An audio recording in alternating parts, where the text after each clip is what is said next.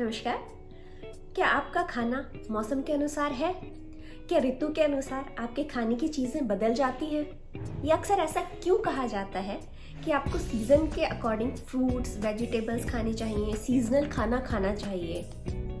इसके पीछे एक बहुत बड़ा वैज्ञानिक कारण है जो कि आयुर्वेद में शुरू से ही बहुत अच्छे तरीके से डिस्क्राइब किया गया है। जब हम आयुर्वेद पढ़ना शुरू करते हैं तो शुरुआत में ही सबसे पहले आपको ऋतुचर्या का कॉन्सेप्ट पढ़ाया जाता है। ऋतुचर्या मतलब ऋतु के अनुसार किस तरीके से आपको अपना खान पान, अपनी जीवन शैली रखनी चाहिए।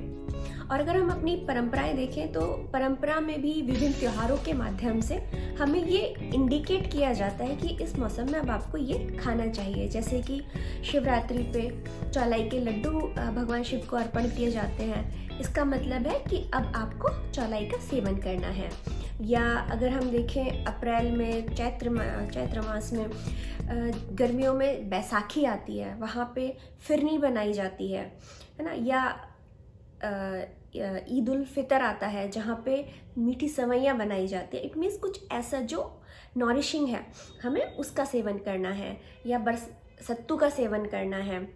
इसी तरीके से शरद पूर्णिमा पे खीर बनाई जाती है, जन्माष्टमी पे पंजीरी बनाई जाती है, हर एक मकर संक्रांति पे तिल खाया जाता है। तो हर एक का एक पर्टिकुलर एक है कि ये इस त्योहार पे ये खाना है।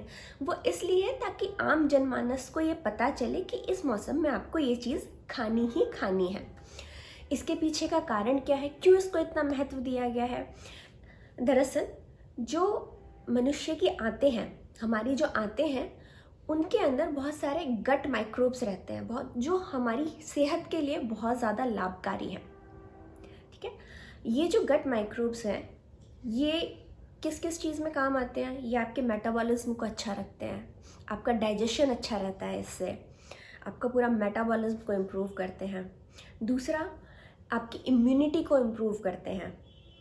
जितने भी जीन एक्सप्रेशन होते हैं, मतलब जो अनुवांशिक आपके अंदर ट्रेट्स आते हैं, जो अनुवांशिक लक्षण आपके अंदर आते हैं, वो कितना आपके अंदर दिखेंगे या कितने आपकी सेहत को प्रभावित करेंगे, वो भी इन माइक्रोब्स के ऊपर निर्भर करता है। दूसरा, फूड और ड्रग इफिकेसी, यानी कि जो आप खाते हैं, खाना खा रहे हैं, और जो मेडिसिन्स आप ले रहे हैं वो आपके शरीर को कितना प्रभावित करेंगे या कितना पोषण आप आहार से अपना ले पाएंगे, वो भी इन गट माइक्रोब्स के ऊपर बहुत हद तक निर्भर करता है। अब ये गट माइक्रोब्स जो है ये चेंज कैसे होते हैं या इन पे क्या चीज़ें प्रभाव डालती हैं? तो सीज़न के अकॉर्डिंग आपकी गट माइक्रोब्स की जो कॉलोनी है, जो उनकी संख्या है, वो चेंज होती है। इसीलिए खाने का असर जो है वो इनके ऊपर पड़ता है।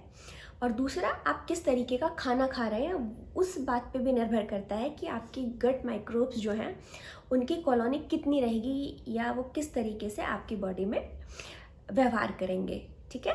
दूसरा, एनवायरनमेंट का फ़र्क पड़ता है, पॉल्यूशन कितना है, कितने स्वच्छ पर्यावरण में आप रह रहे हैं, स्ट्रेस कितना है आपके ऊपर। तो इस तरह की बहुत सारी चीज़ें हैं जो आपकी जीवन शैली से संबंधित हैं और इन गट माइक्रोब्स के ऊपर अपना प्रभाव डालती हैं। अब अगर इनकी जो गट माइक्रोब्स का जो बैलेंस है, अगर वो बिगड़ जाए तो क्या होता है? तो जाहिर सी बात है, मेटाबॉलिज्म से संबंधित जो समस्याएं हैं वो आने लगती हैं।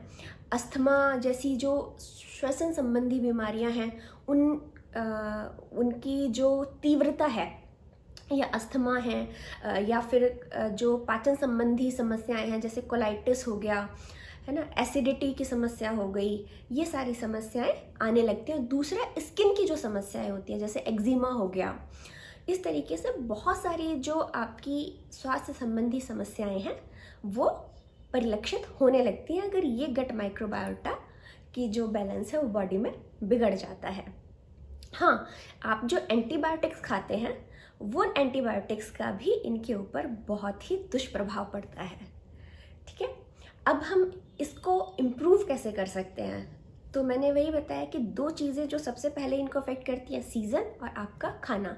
इसीलिए ये रिसर्च में भी प्रूव हो चुका है कि सीज़न के अकॉर्डिंग इनकी कॉलोनी जो है वो चेंज होती है और जो सीजनल फूड है वो उस कॉलोनी को बेहतर करता है। यानी कि जिस मौसम में जो आहार आपको खाना चाहिए या जो सीजनल फ्रूट्स और वेजिटेबल्स आते हैं, अगर आप उनका सेवन करते हैं तो आपके गट माइक्रोबायोटा की जो कॉलोनी है वो अच्छी रहती है, आपका मेटाबॉलिज्म अच्छा रहता है।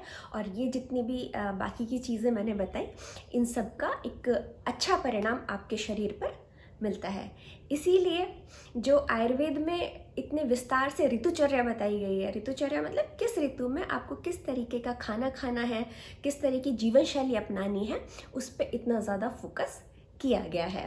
सो आगे से इस बात का हमेशा ध्यान रखिए कि जब भी आप खाएं सीजनल खाएं, और अपने आपके आसपास के जो पर्यावरण में उत्पन्न होता है उसी को खाएं। Thank you.